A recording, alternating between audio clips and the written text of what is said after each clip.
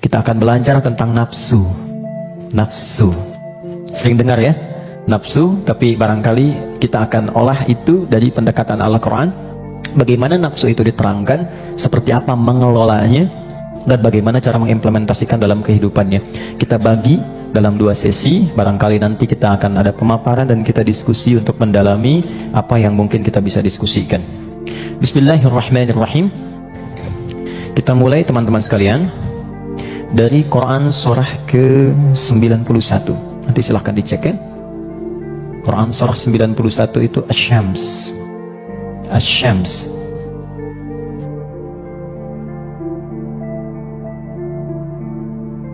Ayat 7 sampai 10. Pelan-pelan. Wa nafsin wa ma sawwaha fa'alhamaha fujuraha wa taqwaha. Ini butuh fokus agak dalam karena memang pembahasannya cukup detil, tapi saya berusaha menyederhanakan yang mampu bisa kita pahami. Wa nafsin wa ma sawwaha, dan demi nafas. Nafas diterjemahkan dengan jiwa. Wa ma sawwaha, yang telah dengan keagunganku aku sempurnakan penciptaan dan fungsinya.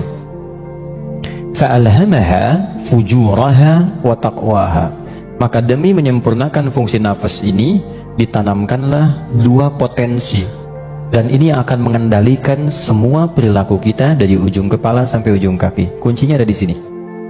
Apakah pandangan ini akan baik atau mengarah kepada yang kurang elok? Perintahnya ada di sini. Baik, demikian seterusnya.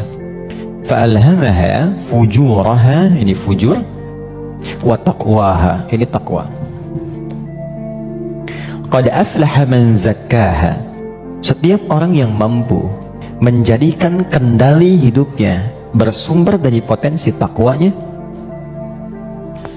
maka seluruh perilaku hidupnya dari ujung kepala sampai ujung kaki akan mengantarkan ia pada kesuksesan dan kebahagiaan dari semua aspek kegiatan yang ia lakukan dalam hidup. Ini jaminan dari Allah.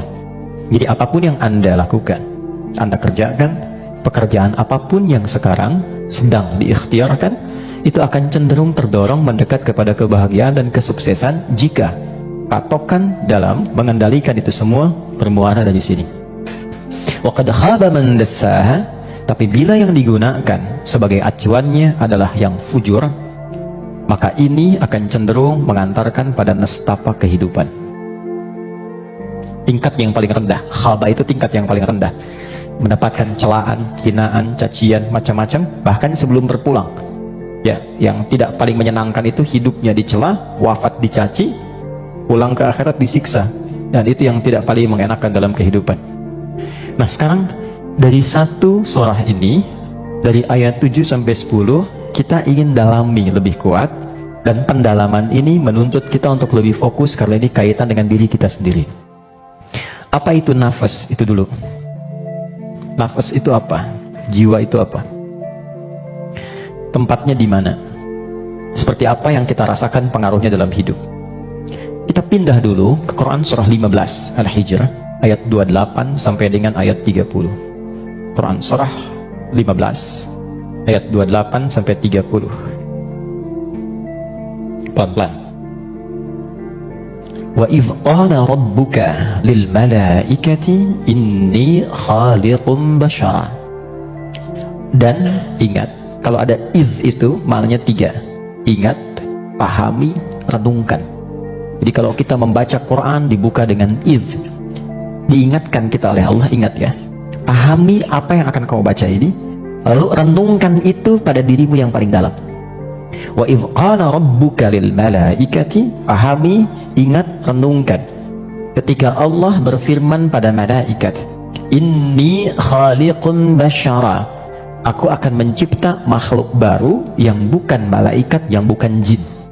Jadi sebelum Allah mencipta kita manusia disebut dengan bashar di sini, maka sudah ada malaikat dan jin terlebih dahulu. Urutannya, malaikat dulu diciptakan dari cahaya, nur,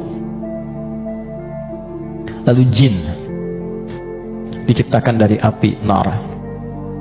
Ya, baru kemudian kita manusia, basyar. Karena itu ayat manusia 28, ayat tentang jinnya 27-nya. Jadi kalau Anda lihat ayat 27 di Quran surah 15, wal janna khalaqnahu ya min qablu min naris samum. Sebelum manusia ada jin dulu urutannya diciptakan. Nanti jin ini sebagiannya ada yang tinggal nanti dengan malaikat di alam langit, tapi di alam tersendiri dari 7 lapis itu dia tidak sampai ke bagian atas. Nanti ada yang tinggal berkehidupan di dunia, yang kelak fungsinya akan digantikan oleh manusia menjadi khalifah di bumi.